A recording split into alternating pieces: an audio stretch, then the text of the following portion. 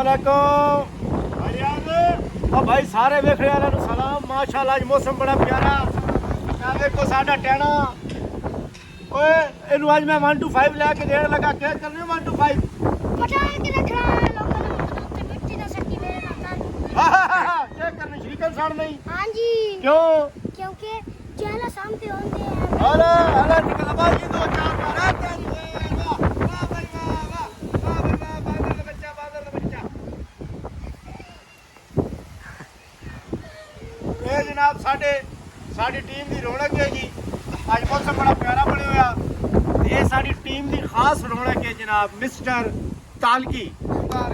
ठीक है जी। ढोलकी भी बहुत अच्छी माशाल्लाह बजा लेंदा है छोर जनाब। ते इहदा नाम असीं रखिया जयकांत शिकरे। ये साडा जनाब जयकांत शिकरे वे जी। ते माशाल्लाह मौसम भाईजान कैमरामैन साहब जरा मौसम इंजॉय कराओ ऑडियंस।